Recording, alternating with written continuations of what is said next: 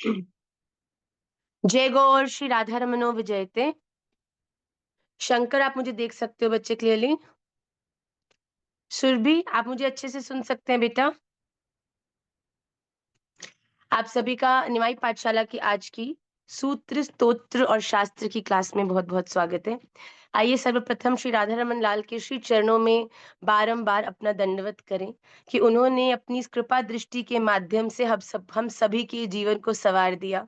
हम सभी को ये अवसर दिया है कि हम अपने इस बर्थ को वैल्यूएबल बना के, इस बर्थ के पीछे छुपे हुए उस मुख्य लक्ष्य को पहचान कर अपने इस मनुष्य जन्म को, जो कि 84 लाख योनियों में अंतिम जन्म कहा जाता है, इसके बाद या तो सीधा राधा रमन लाल के चरणारविंद मिलेंगे, या फिर बिल्कुल तुम इस योनियों के जन्म मरण की जो संख्या है उसमें एक नंबर पर दोबारा पहुंच जाओगे और फिर से एक बहुत लंबी जर्नी तय करनी पड़ेगी। तो ये बड़ा सुअवसर है और इस सुअवसर से हमें परिचित कराने के लिए राधा रमन लाल के श्री चरणों में प्रणाम करके आज की क्लास में हम प्रवेश करते हैं।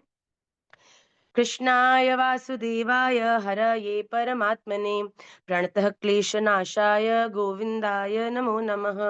सच्चिदानन्दरूपाय विश्वोत्पत्त्यादिहेतवे तापत्रय विनाशाय श्रीकृष्णाय वयं नुमः। श्रीरामाय वयं नुमः, श्रीगौराय वयं नुमः। वन्देऽहं श्रीगुरौ श्रीयुतपदकमलं श्रीगुरून् वैष्णवांश्च श्रीरूपं साग्रजातं सहगण रघुनाथान्वितं तं सजीवं साद्वैतं सावधूतं परिजनसहितं कृष्ण चैतन्य देवं श्रीराधा कृष्ण पादान् सहगण ललिता श्रीविशाखान्वितांश्च पंचतत्वात्मकं कृष्णं भक्तरूप स्वरूपकं भक्तावतारं भक्ताख्यं नमामि भक्तशक्तिकं। हरे कृष्णा कृष्णा कृष्णा हरे हरे, हरे राम राम राम हरे हरे। श्री राधा रमण लाल की जय, श्रीमन चैतन्य महाप्रभु की जय, श्री वृंदावन धाम की जय, सद्गुरुदेव भगवान की जय, सभी भक्त वैष्णव वृंद की जय। जय जय श्री राधे, जय जय श्री राधे, जय जय श्री राधे श्याम निताई गौर हरि बोल, गौर प्रेमानंदे हरि हरि बोल। वाञ्छाकल्पतरुभ्यश्च कृपा सिंधुभ्येव च पतितानाम पावनेभ्यो वैष्णवेभ्यो नमो नमः। श्री राधा रमन लाल के श्री चरणों में अपनी अनंत प्रेम, श्री सद्गुरुदेव महाराज के श्री चरणों में अपना अनंत समर्पण और आप सबके श्री चरणों में मैं अपना दंडवत प्रणाम करती हूँ। आइए आज की इस क्लास में हम प्रवेश करें। Shrimad Bhagavad Gita Sunday class, there are lot of students who are joining new. I can see a lot of people are writing that today is my first class, today is my first class. तो मैं सिर्फ ये आपको एक छोटे से words में, थोड़े से वर्ड्स में ये बताना चाहती हूँ कि निमाई पाठशाला focuses on your spiritual growth by teaching you the shastras, making you aware of the language in which you can express your love to Sri Radha Raman Lal in the form of stotras, and thirdly how to lead your life, how to live your life in this material world effectively। मतलब कि रहना तो दुनिया में है, पर दुनिया में रहते हुए भी राधा रमणीय होकर कैसे रहना है, इसको समझाते हुए we tell you different sutras to become efficient in your way of living. आप में से जो लोग नए जुड़ रहे हैं, just to tell you, because Sunday is the oldest batch जिसमें हम लोग इस समय श्रीमद् भगवत गीता, जो हमारा शास्त्र पाठ है, जिसमें हम भगवत गीता का अध्ययन कर रहे हैं। So we have 3 classes, Sunday Monday Tuesday. Sunday and Tuesday's class, Tuesday classes are in Hindi, जिसमें से संडे क्लास अभी भगवत गीता के 13th चैप्टर का आज प्रारंभ करेगी, और जो संडे ट्यूसडे क्लास है उसमें हम लोग चैप्टर नंबर 7 पर हैं। पर it is absolutely all right अगर आप अभी ज्वाइन कर रहे हैं, बिकॉज अगर आप आज भी ज्वाइन करेंगे तो भी आपको क्लास में जो बताया जाएगा, समझाया जाएगा, वो आपको भली भांति समझ आएगा। भगवान अनंत है और उनके द्वारा दिया हुआ ज्ञान भी अनंत है। There is no starting point to the knowledge that भगवान हैज गिवन थ्रू स्क्रिप्चर्स। तो अगर आप आज ही आपकी पहली क्लास है तो आपके लिए वो ज्ञान की जो क्लास है वो आज से शुरू है। आप बिल्कुल भी ऐसा मत सोचिएगा लगेगा कि हम इतने बाद में ज्वाइन कर रहे हैं तो हमको समझ नहीं आएगा। धैर्यता से क्लास में रहिएगा, आपको सब समझ आएगा। I will make sure of it. And secondly हम लोग क्लास में श्री विष्णु सहस्त्र नाम कर रहे हैं, जो तीनों क्लासेस में, जो मंडे एंड जो संडे और ट्यूसडे हिंदी क्लास है उसमें भी, और जो मंडे को इंग्लिश क्लास होती है उसमें भी हम लोग बिल्कुल पैरेलल है, सेम चल रहा है।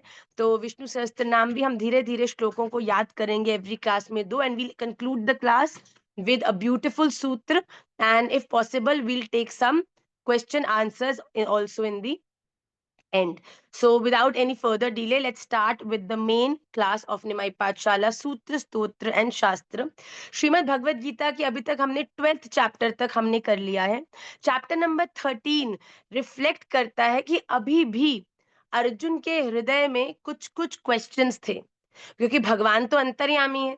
भगवान तो जानते हैं कि अर्जुन के माध्यम से हम सभी मनुष्यों को इस दुनिया में जीने के लिए, इस दुनिया में कैसे जीना चाहिए, क्या ग्रहण करना चाहिए, क्या त्यागना चाहिए, इन सबको लेके हमें बड़े कंफ्यूजन्स रहते हैं। तो भगवान अर्जुन के छोटे से छोटे प्रश्न का भी हल स्वयं से अर्जुन को करें। कहते हैं ना कि मैया को पता होता है कि मेरे बालक को क्या समझ आएगा क्या नहीं आएगा। बच्चा अगर पूछे भी नहीं, पर बच्चे की स्थिति को जानते हुए मैया पहले ही कह देती है ये मुझे इसको दोबारा समझाऊंगी।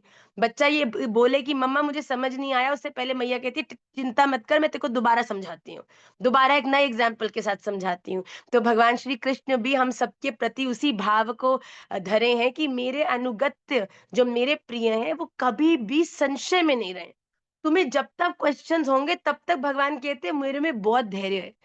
भगवान में जो जो भगवान गुणों के भंडार हैं, तो भगवान कहते हैं मेरे गुणों का भी ना अंत नहीं है। हम क्या है, कोई बच्चा एक बार क्वेश्चन पूछेगा हम उसको आंसर करेंगे, दो बार करेगा आंसर करेंगे, तीसरी बार करेंगे अरे बुद्धू तुझे समझ नहीं आता, फिर चौथी बार करेंगे फिर थोड़ा गुस्सा आएगा, पांचवी बार तो चमाटा मारेंगे कि तू मूर्ख है क्या, एक बात को इतनी बार समझा दिया, आती नहीं, अक्ल नहीं है, दिमाग नहीं है क्या, मंदबुद्धि हो। पर भगवान कहते हैं कि मुझसे तुम जितनी बार पूछोगे, मुझसे तुम जिस भी भाव से जब जब तुम आओगे, मैं पूरी धैर्यता से तुम्हारी हर समस्या का बारंबार समाधान करूंगा। तो भगवान ने अर्जुन को भी 13वें अध्याय में बहुत सुंदर बातों के बारे में बताया है। पहले हम 13th अध्याय के श्लोक नंबर 1 से प्रारंभ करेंगे। The shloka is going to reflect on the screens, please इसको बड़े ध्यान से देखिएगा। ओम श्री परमात्मने नमः। श्रीमद् भगवद गीता अथ त्रयोदशोऽध्याय मीन्स 13th चैप्टर। श्री भगवान उवाच इदं शरीरं कौन्तेय क्षेत्रम् इत्यभिधीयते एतद्यो वेत्ति तं प्राहुः क्षेत्रज्ञ इति तद्विदः। यहाँ पर भगवान ने बड़ी सुंदर रूप से अर्जुन को शरीर और आत्मा, क्षेत्र और क्षेत्रज्ञ का जो लक्षण है उनके बारे में बताया। इसको बड़े आराम से हम समझेंगे। इसका संधि विच्छेद देखिए, इदम शरीरम कौन्तेय क्षेत्रम इति अभिधीयते एतत् यह वेत्ति तं प्राहुः क्षेत्रज्ञ इति तद्विद्ध। मतलब इसमें भगवान कह रहे हैं अर्जुन को, हे अर्जुन, इदम यह शरीरम शरीर, क्षेत्रम क्षेत्र, इति इस नाम से अभिधीयते कहा जाता है, और एतत् इसको, यह वेत्ति जो जानता है, तम उसको, क्षेत्रज्ञ इति इस नाम से, तद तद द्विदः मतलब उनके तत्व को जानने वाले ज्ञानी जन कहते हैं। तो यहाँ पे आप लोगों ने एनकाउंटर किया दो न्यू वर्ड से, क्षेत्र और क्षेत्रज्ञ। अभी तक इस बात से हम पूरी तरह से परिचित हैं कि ये जो शरीर है ये नश्वर है। ये शरीर is just like you wear a piece of cloth for a day and then you change it and then you wear something else, right. उस प्रकार से भी ये शरीर आप धारण करते हैं, कुछ समय के लिए आपको उसके भीतर रहकर चीजों को एग्जीक्यूट करना है, और फिर जब समय आता है तो इस शरीर का कुछ वर्षों बाद आपको परित्याग करना पड़ता है, इसे छोड़ना पड़ता है। पर इसका मतलब ये नहीं है कि अगर शरीर छोड़ दिया तो उसके भीतर आत्मा भी नष्ट हो गई। आत्मा चैतन्य है, आत्मा ना मरती है, ना जलती है, ना सूखती है, आत्मा को कुछ नहीं होता। ये शरीर समय समय पर, जो आत्मा है वो शरीरों को बदलती है। इस बात से हम लोग इस बात को हम लोग जानते हैं कि हमारे भीतर जो आत्मा है वो सदा चैतन्य रहने वाली है। तो यहाँ पर भगवान ने अर्जुन को एक बड़ी सुंदर चीज बताई कि हे अर्जुन, यह रूप से कहे जाने वाले शरीर को तू क्षेत्र मान। अब एक बात बताओ कि जैसे एक फील्ड होता है जिसके अंदर हम अन्न को बोते हैं, है ना? एक फील्ड होता है जिसके अंदर हम सीड को जब बोते हैं तो उस सीड से प्लांट बनता है, प्लांट से हमें फ्रूट मिलता है। तो अगर आप अपनी बॉडी को भी देखेंगे तो ये बॉडी भी एक फील्ड ही है। भगवान कह रहे हैं अर्जुन, मेरी इस अध्याय के अंदर तू मेरी इस बात को, शरीर और चैतन्यता को, आप अपने भीतर उस आत्मा के तत्व को इस तरीके से समझ कि एक है क्षेत्र, क्षेत्र मतलब भूमि, भूमि मतलब स्थान, स्थान मतलब आपका शरीर, और दूसरी चीज है क्षेत्रज्ञ। क्षेत्रज्ञ क्या हुआ? क्षेत्रज्ञ हुआ कि होने का जहां प्रभाव होता है। मतलब कि अगर एक फील्ड है, फील्ड के अंदर आप जब एक सीड को बोते हो तो उस सीड को बोने के साथ साथ आप उसमें खाद डालते हो, उसमें सनलाइट आती है, उसमें आप जल डालते हो, जिसके कारण से वो सीड जो है वो प्लांट बनता है। एम आई राइट और नॉट? राइट? तो उसी प्रकार इस शरीर रूपी फील्ड में भी आप किस प्रकार की चीजों को डालते हो, उससे आपका संस्कार बनता है। संस्कार बनने से उस तरह के कामों को करने का आपका मन बनता है। वो आपके मन बनने से आप वैसे कर्तव्य करते हो, और आज के किए हुए कर्तव्य आपका भविष्य बन के आपके जीवन में फल स्वरूप खड़े होते हैं। क्या ये हायरार्की हमको समझ आई? दोबारा से करें फ्रॉम द बिगनिंग। ओके। जैसे कि आपने एग्जाम्पल समझ में आया कि एक भूमि है, एक खेत है, खेत के अंदर हमने बीज बोआ, बीज बोने से बीज फ्रूट दे देगा ऐसा नहीं हो सकता। बीज फ्रूट कब देगा? बीज कौन सा फ्रूट देगा वो किस पे निर्भर करता है? जब भूमि में आपने कौन सा बीज डाला है, और उस बीज को पानी, खाद, समय समय पर उसका ध्यान, समय समय पर उसको जो चीजें उसको रिक्वायर्ड होती हैं एक सीड को फर्टिलाइज करने के लिए, जब तक हम उसको देते हैं तब वो सीड हमें एक बहुत सुंदर प्लांट, ट्री और फ्रूट देता है, जिससे हम ग्रहण करते हैं, एंड रिजल्ट देता है। उसी प्रकार से भगवान कह रहे हैं कि इस शरीर में जहां सब कुछ हो रहा है, खेत जो है वो हमारा शरीर है, और जो इस शरीर में होने से हम क्या खा रहे हैं, क्या बोल रहे हैं, कहाँ जा रहे हैं, कहाँ बैठ रहे हैं, ये सब चीजें जो खेत के अंदर पानी, खाद, सनलाइट रूपी चीजें जो हम डाल रहे हैं, इन्हीं से ही ये जो चीजें हैं वो क्या बनाता है? वो हमको बनाता है। हम शरीर नहीं है, हम आत्मा है। ये आत्मा आगे जाके क्या बनेगी वो तय क्या करता है कि आज इस शरीर में हम क्या डाल रहे हैं। आज अगर आप सत्व गुण डाल रहे हैं, अगर आज आप अच्छे कर्म डाल रहे हैं, अगर आप आज अच्छी सोच डाल रहे हैं, अच्छा खाना डाल रहे हैं, अच्छे विचार डाल रहे हैं, तो ये सब चीजें जब अच्छी आपके शरीर में जा रही हैं तो अंततोगत्वा आप अच्छे हो रहे हैं।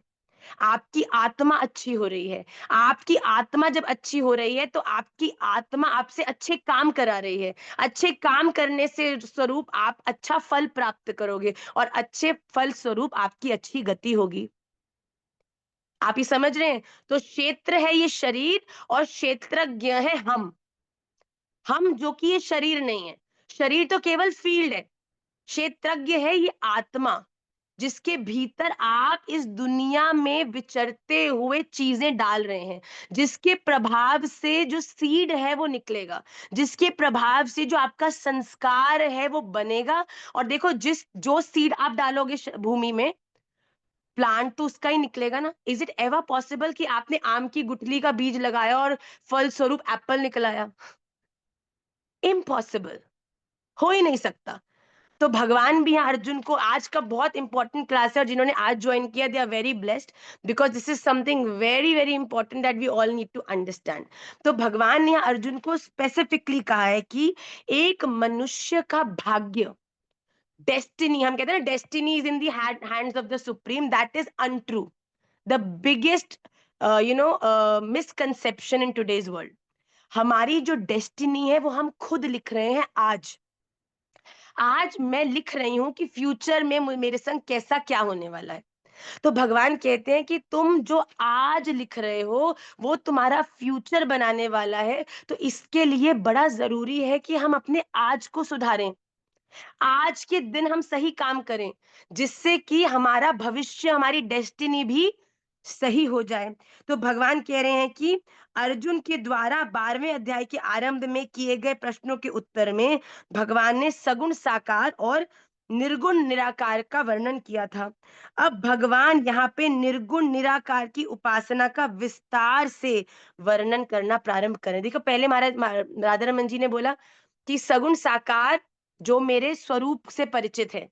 राधा रमन लाल एक स्वरूप है, बांके बिहारी लाल एक स्वरूप है, भगवान स्वरूप है। पर अगर कोई भगवान को निर्गुण निराकार रूप में भजता है, वो भजने वाले के लिए मुश्किल है।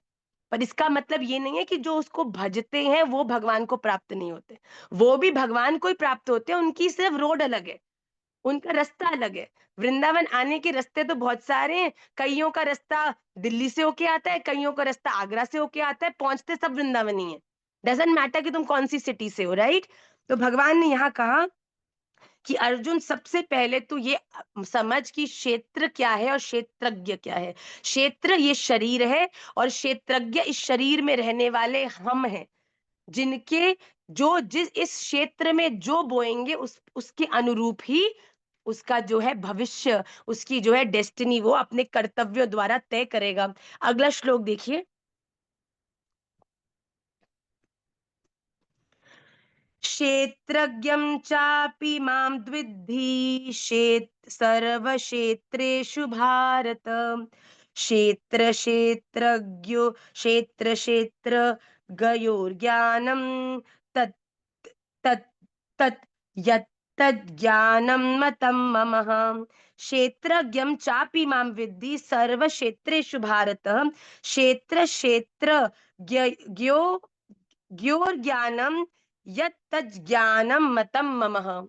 जैसे भगवान कह रहे हैं, इसका संधि देखिए, क्षेत्रज्ञम च अपि माम विद्धि सर्व क्षेत्रेषु भारत। क्षेत्र क्षेत्रज्ञयो ज्ञो ज्ञानम यत्तत् ज्ञानम मतम ममः। भारत, हे अर्जुन, सर्व क्षेत्रेषु सब क्षेत्रों में, क्षेत्रज्ञम क्षेत्रज्ञ अर्थात जीवात्मा, अपि भी माम मुझे ही विद्धि जान, और क्षेत्र क्षेत्रज्ञो मतलब क्षेत्र क्षेत्रज्ञ, क्षेत्रज्ञ का अर्थात विकार सहित प्रकृति का और पुरुष का यत जो तत्व से जानना है वह ज्ञान है, ऐसा मेरा मत है। भगवान कह रहे हैं, इस दुनिया में परम ज्ञानी कौन है? जो जानता है कि क्षेत्र कौन है और क्षेत्रज्ञ कौन है। क्षेत्र क्या है? ये शरीर। और क्षेत्रज्ञ क्या है? इस शरीर के भीतर रहने वाली आत्मा के द्वारा इस शरीर को पोषित किए जाने वाले कर्तव्य कर्म। अब एक बात ध्यान से देखो कि ये शरीर में जो कुछ हो रहा है, इस शरीर में आप जो कुछ दे रहे हो वो उसका संस्कार बन रहा है।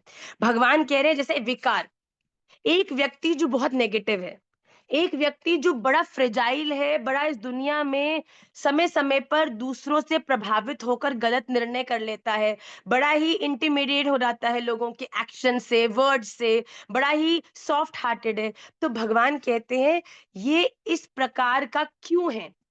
क्योंकि इसने अपने आप को ऐसा स्वयं बनाया है। भगवान ने आपको ऐसा नहीं बनाया है। हम कहते हैं भगवान आपने मुझे ऐसा क्यों बनाया, भगवान आपने मेरे साथ ऐसा क्यों किया। भगवान कहते हैं भैया मैंने तो इस दुनिया की जो झांसी की रानी लक्ष्मीबाई में जो गुण दिए थे, भैया तुम में भी वही गुण दिए हैं, उतनी मात्रा में। पर निर्भर ये करता है कि तुमने अपने भीतर किस गुण को पल्लवित किया है। भगवान यहाँ पे भगवान कह रहे हैं, अर्जुन, जिस व्यक्ति को क्षेत्र और क्षेत्रज्ञ इन दोनों का ज्ञान भली भांति आ गया, वो मेरी दृष्टि में परम ज्ञानी है। आज हम जो खाएंगे उसी का ही गुण हमारे शरीर में आएगा। आज तुम चिप्स खाओगे, ऑयली खाओगे, तो उसका ही गुण पिंपल्स के रूप में तुम्हारे मुंह पर दिखेगा। अगर वो ही तुम अच्छा खाओगे, सात्विक खाओगे, फल फूल खाओगे, उसी का ही फल तुम्हारे शरीर में ऊर्जा के रूप में, ग्लो के रूप में तुम्हारे शरीर में उसका प्रकाश होगा। तो भगवान कहते हैं कि जिसके जीवन में विकार है ना, काम, क्रोध, लोभ, मोह, ये सब जो इनके भीतर हृदय में है, तो भगवान कहते हैं कि वो विकार जो उनके हृदय में उन्होंने संचारित किए हैं, अट्रैक्ट किए हैं, अपने शरीर को बार बार संसार में उलझाकर जो आप इन विकारों में अपने आप को उलझाया है, तो भगवान कहते हैं अंत तो गत्वा, ऐसे विकारों से युक्त पुरुष अंत तो गत्वा, उनकी जो गति है वो भी विकार सहित ही होती है। तो हमारे लिए समझना बड़ा जरूरी है कि what are we giving to our kshetra today. पूरी जीवन तो अपने शरीर का ध्यान रखा नहीं, पूरा जीवन तो आपने अच्छे कर्म किए नहीं, और बाद में जाके जब शरीर में पैरालिसिस हो गए, शरीर में किसी प्रकार का रोग हो गया, तब हम माथा पीटते हैं, ये क्या हुआ, ये क्यों हुआ। क्या आपने समय रहते शरीर का ध्यान दिया, शरीर को जो रिक्वायरमेंट्स है उनको फुलफिल किया? तो भगवान ने यहाँ पे स्पष्ट अर्जुन को कह दिया, और अगले श्लोक में और क्लैरिटी देते हुए भगवान अर्जुन को क्या कह रहे हैं, तच्चेत्रम यच यादृक् यद्विकारी यतश्च यत् स च यो यत्प्रभावश्च तत्समासेन मे शृणु। तत्क्षेत्रं यच्च यादृक् च यद्विकारी यतः च यत् सः च यः यत्प्रभावः च तत्समासेन मे शृणु। तत् मतलब वह क्षेत्रम, क्षेत्र, यत जो, और यादृक जैसा है, तथा यद्विकारी जिन विकारों वाला है, मतलब ये हमारा शरीर जैसा भी है, और जैसे भी विकार, जैसे भी गुण इसके भीतर है, और यत जिस कारण से, यत जो हुआ है, तथा वह क्षेत्रज्ञ भी, यह जो, और यत प्रभाव जिस प्रभाव वाला है, वह सब संक्षेप में मुझसे सुन। अब भगवान अर्जुन को आगे आने वाले श्लोकों में बताने वाले हैं कि हमारे द्वारा किन चीजों को ग्रहण करके उन चीजों का हम पर कैसा प्रभाव पड़ता है। हमारे लिए बड़ा जरूरी है बेटा कि हम अपने फिजिकल फॉर्म में भी अपने आप को किस प्रकार चीजों से रिलेट करते हैं, कैसे संग का चयन करते हैं, कैसी वाणी का चयन करते हैं, क्या खा रहे हैं, क्या सोच रहे हैं, इन सब से हमारा संस्कार बन रहा है कि हमारे भीतर हम रावण को पल्लवित कर रहे हैं कि अपने भीतर बैठे राम को हम पल्लवित कर रहे हैं। भगवान कह रहे हैं कि इस शरीर के अंदर पैदा होने वाले विकारों वाला, या फिर इस शरीर के भीतर होने वाले गुणों वाला, इन दोनों पर ही क्या आपके भीतर ज्यादा हैवी जो चीज है, इसका अर्थ है आप अपने जीवन में उस चीज का ही ज्यादा आस्वादन कर रहे हैं। अब आस्वादन केवल इन 5 इंद्रियों से नहीं होता, इसको हम फ्रॉम द वेरी बिगनिंग शुरू करेंगे। अभी तो भगवान भूमिका बना रहे हैं क्षेत्र और क्षेत्रज्ञ की। आपको केवल इन 2 वर्ड्स में क्लैरिटी चाहिए for understanding this chapter well. क्षेत्र हमारा शरीर, क्षेत्रज्ञ इस शरीर के भीतर में मेरी आत्मा। ठीक है, तो भगवान यहाँ कह रहे हैं कि मैं इसे संक्षिप्त रूप से अर्जुन तुझे बताने वाला हूं कि ये शरीर जो क्षेत्र है किस प्रकार ये क्षेत्रज्ञ से प्रभावित होता है, कैसे हमारी इंद्रियों द्वारा, हमारे सेंसेस द्वारा, हमारी सोच द्वारा हमारा जो शरीर है वो इफेक्ट होता है। क्योंकि देखो बेटा, इन दी एंड जो कर्म है वो तो शरीर से ही हो रहे हैं ना। आप जो आज कर रहे हो, जो कर्म, कर्तव्य कर्म आप कर रहे हो, वो ही कल आपका भाग्य बन के खड़े होने वाला है। तो हमको सबसे पहले किस बात का विचार करना है कि क्या ये मेरा शरीर सही काम कर रहा है, और सही काम नहीं कर रहा तो ये कौन सी मेरे भीतर ये इंद्रिय है, ये कौन सा विकार है जो भारी होकर मेरे शरीर से गलत कार्य कराकर मेरी गति को गड़बड़ कर रहा है। तो भगवान अगले श्लोक में अर्जुन से क्या कह रहे हैं, ध्यान से देखिए।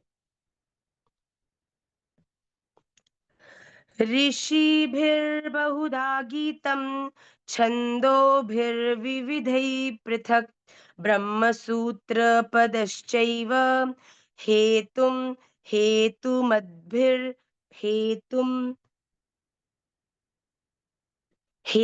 दीर्भिर्निषिच्यते। यहाँ पे देखो, ऋषि भी बहुधा गीतम छंदो भी विविधै पृथक ब्रह्म सूत्र पदै च एव हेतु मद्भि विनिश्चित चितहि। देखिए, ऋषि भी ऋषियों द्वारा बहुधा बहुत प्रकार से गीतम, ये गीत कहा गया है, और विविध वेद मंत्रों द्वारा भी पृथक विभाग पूर्वक कहा गया है। च तथा विनि विनिश्चित ही मतलब भली भांति निश्चय किए हुए हेतुम हेतुम हेतु हेतु मद्भि युक्ति युक्त ब्रह्म सूत्र पदई, मतलब युक्ति युक्त ब्रह्म सूत्र के पदों द्वारा भी ये कहा गया है। भगवान कह रहे हैं, जो ये डिस्क्रिप्शन क्षेत्र और क्षेत्रज्ञ का ये संबंध जो इस शरीर का इस आत्मा के साथ है, वो क्लैरिटी कि आज जो हम करेंगे वही हमारा भविष्य बन के हमारे सामने खड़ा होगा, इसको विभिन्न समयों पर विभिन्न आचार्यों द्वारा, ऋषियों द्वारा, वेदों द्वारा और ऋचाओं द्वारा विभाग पूर्वक बारंबार समझाया गया है। क्योंकि अगर एक गति को श्रेष्ठ बनाना है तो आपको इनके बारे में आपकी जो प्रवेश है, क्लैरिटी है, वो होना बड़ा अनिवार्य है। भगवान कहते हैं कि मैंने गीता के अंदर केवल अपने भाव को, जो विभिन्न वेदों में, ऋचाओं में, ब्रह्म सूत्रों में बारंबार जिन चीजों को बड़े कॉम्प्लेक्स वे से बताया गया है, अर्जुन, मैं तुझे गीता जी के माध्यम से इस परम ज्ञान को, क्षेत्र और क्षेत्रज्ञ के इस संबंध को बड़ी सरलता से, सहजता से समझाने वाला हूँ। तो अर्जुन को भगवान कह रहे हैं, आप तो बड़ा ध्यान से हो जाए, क्योंकि जो चीज मैंने अन्य ग्रंथों में व्यास जी के द्वारा जो बड़ी जटिलता से लिखवाई है, वो चीजें गीता जी में मैं स्वयं तुझे बड़ी इजी शॉर्टकट, बिल कह रहे हो ना कि बड़े सहज एग्जाम्पल के साथ इजीली तुझे समझाने वाला हूँ। भगवत गीता की क्लास के लास्ट श्लोक का, आज 5th श्लोक को भी हम एक बार दर्शन करें जल्दी से। महाभूतान्यहंकारो बुद्धिरव्यक्तमेव च इन्द्रियाणि दशैकं च पंचचेन्द्रियगोचरः। महाभूतानि अहंकारः बुद्धि अव्यक्तम एव च इंद्रियाणि दश एकम च पंच च इंद्रिय गोचरः। देखिए, भगवान क्या कह रहे हैं कि हम सोचते हैं हमारे केवल सेंसेस ही हैं जो हमको, जो 5 सेंसेस हैं केवल वो ही हमको प्रभावित करते हैं। भगवान कह रहे हैं, अर्जुन, वही मैं तेरे लिए कहता हूं। सबसे पहली बात समझो, महाभूतानी, 5 महाभूत। महाभूत 5 कौन से हैं? आकाश, वायु, अग्नि, जल और पृथ्वी। ठीक है, पृथ्वी, जल, तेज, वायु, आकाश, ये हुए 5 महाभूत, 5 एलिमेंट्स। अहंकार, अहंकार, बुद्धि, आपका विजडम, अहंकार, च और मूल प्रकृति, एव भी, च तथा 10, 10 इंद्रियाणी, इंद्रियाएं, एकम एक मन, और 5 पंच इंद्रियों के द्वारा, अर्थात शब्द, रस, रूप, गंध और शब्द, स्पर्श, रूप, रस और गंध, इन सब के द्वारा आप इस दुनिया से कनेक्ट करते हो। भगवान अब प्रारंभ से शुरू करें, या आपकी कह लीजिए इस कक्षा की प्रथम श्लोक की भूमिका है कि सबसे पहले हम इस मटेरियल वर्ल्ड से कैसे डील करते हैं। क्या केवल शरीर से डील करते हैं? नहीं, कभी कभी अपने घर में बैठे हो या हम विचारों से भी डील कर रहे होते हैं। तो ये भी इस दुनिया के साथ संपर्क करने में कम भूमिका नहीं निभाता। तो भगवान ने यहाँ पे स्पष्ट कहा है कि 24 तत्वों के समुदाय का नाम क्षेत्र है। बड़े ध्यान से देखिएगा, 24 तत्व ही इस शरीर रूपी क्षेत्र को डिफाइन करते हैं। ठीक है, सबसे पहले क्या बोले? 5 जो महाभूत है, तत्व है, पृथ्वी, तेज, वायु, आकाश और जल। उसके बाद 5 से हो गए, फिर अहंकार, फिर उसके बाद 10 इंद्रियां। देखिए, इस यहाँ पे भगवान ने क्या बोला? 10 इंद्रियां कौन सी हैं? ये 10 इंद्रियों में हम लेते हैं श्रवण, त्वचा, नेत्र, रसना और घ्राण, एवं वाक, हस्त, पाद, उपस्थ और गुदा। ये 10 हमारी इंद्रियां हैं जिनके द्वारा हम इस संसार रूपी जो प्रकृति है इसमें विचरते हैं, इसको हम कनेक्ट करते हैं। तो 5 हो गए हमारे 5 हो गए हमारे एलिमेंट्स। उसके बाद अहंकार, बुद्धि, फिर मूल प्रकृति जिसके अंदर 5 हमारे तत्व आते हैं जो हमने बताया, और उसके बाद 5 इंद्रियों के बाद आपका एक मन, और पांचों इंद्रियों 5 विषयों वाली, जिसमें हम लोगों ने बताया कि शब्द, स्पर्श, रूप, रस और गंध। आपके शब्द, रस, रूप, स्पर्श और गंध, गंध मतलब स्मेल, इन सब के द्वारा एक व्यक्ति इस प्रकृति में कनेक्ट करता है। आप 5 एलिमेंट्स के माध्यम से कनेक्ट करते हो। आप अहंकार, आप मन, आपका मन भी कभी-कभी बहुत सी चीज़ों में प्रवेश करता है जिसमें फिज़िकली आप प्रवेश नहीं करते, पर भीतर आपके मन के द्वारा की हुई इच्छा के कारण आपका शरीर आपके मन के अनुकूल होकर उस दिशा में सहज चलने लगता है। तो भगवान कहते हैं कि सबसे पहले तो ये बात समझो कि हमें इस शरीर रूपी क्षेत्र में किन-किन चीज़ों का ध्यान रखना है। ठीक है? कि हमें किन-किन चीज़ें हैं जो हमारे शरीर रूपी क्षेत्र को डिफाइन करती हैं। तो हमें अपने ये 5 महाभूत, मूल प्रकृति, 10 इंद्रियाँ, मन, अहंकार और ये जो पाँचों इंद्रियों के 5 विषय हैं, मतलब रूप जो हम देख रहे हैं, रस मतलब अपनी जिह्वा के माध्यम से जो 5 सेंसेस हैं हमारे, अगर आप कह लीजिए 5 सेंसेस जो हमारी बॉडी के हैं, उनके माध्यम से भी हम इस क्षेत्र को, इस शरीर को डिफाइन करते हैं।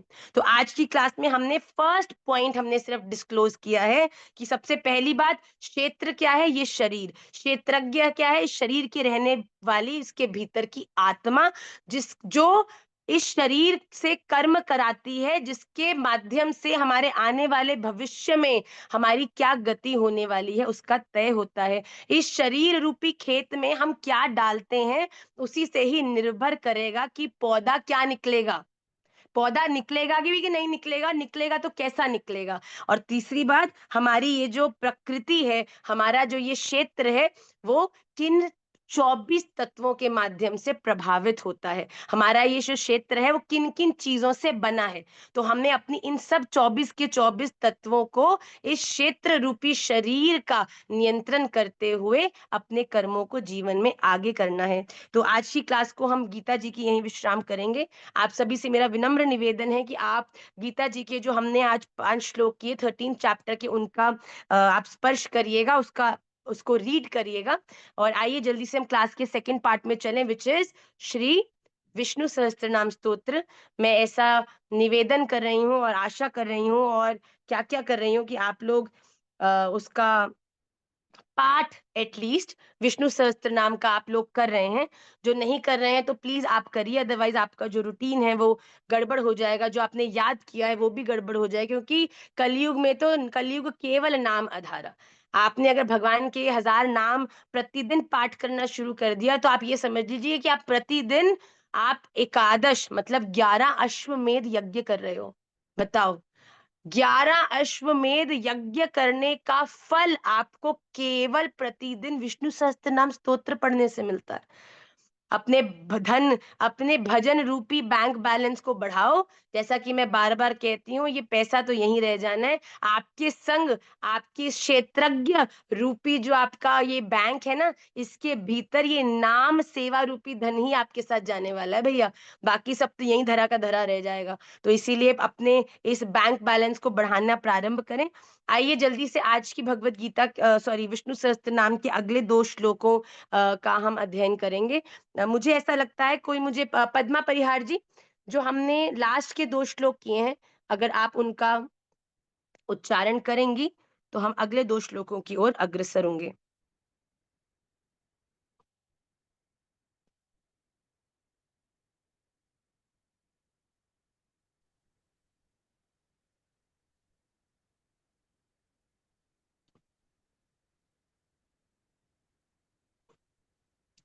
अमृतांशुद्भवो भानु शशिबिन्दुसुरेश्वर औषधं जगतः सेतु सत्यधर्म पराक्रम भूतभव्यभवन्नाथ पवनः पावनो नलः अकामः काम कृत् कान्तः कामः कामप्रद प्रभु। बहुत सुंदर। जो लोग फर्स्ट क्लास ले रहे हैं, विष्णु सहस्त्र नाम हम लोगों ने काफ़ी समय से प्रारंभ किया है और अगर आप भी प्रारंभ से विष्णु सहस्त्र नाम याद करना चाहते हैं, तो देयर इज़ नो प्रॉब्लम, आप क्लास में आओ, भगवद गीता हमारे साथ-साथ कंटिन्यू करो और जो हमारी रिकॉर्डेड क्लास है, उसके अंदर आप from the very beginning Vishnu सहस्त्र नाम को याद करना प्रारंभ कर सकते हो। I will again share the PDF with all of you, जिनके पास पीडीएफ नहीं है, पर इसका आप प्रतिदिन पाठ करना भी प्रारंभ करें, जिससे आपकी उच्चारण की शुद्धि होगी। डोंट गेट कंफ्यूज कि हम बीच में से शुरू करें, भगवान के नाम है, ये कोई भी इंटर रिलेटेड नहीं है। तो अगर आपको लगता है कि हाँ, हम फर्स्ट से नहीं, अगर आप अभी से भी शुरू करेंगे, तो पहले आप जो नाम हम अब क्लास के साथ-साथ करें, उनको याद कर लीजिए। उसके बाद जो नाम आपके रह गए हैं, वो आप पुनश्च क्लास में स्टार्टिंग जब हमारी विष्णु सहस्त्रनाम विश्राम हो जाएगा, तब आप शुरू से उन नामों को भी याद कर सकते हैं। भगवान के नाम हैं, तो आप कहीं से भी प्रारंभ कर सकते हैं। पर किसी को अगर शुरू से करना है, तो यूट्यूब पे हमारी जो क्लासेस हैं, आप उनमें से सहस्त्रनाम के श्लोकों को याद करना शुरू करें और क्लास में जो हम लोग भगवद गीता कर रहे हैं, उससे हमसे जुड़े रहिए। आइए, सबसे पहले हम क्लास का जो सिलेबस है, उसके अगले 2 श्लोकों को भी करें। The next shloka is going to reflect on your screens.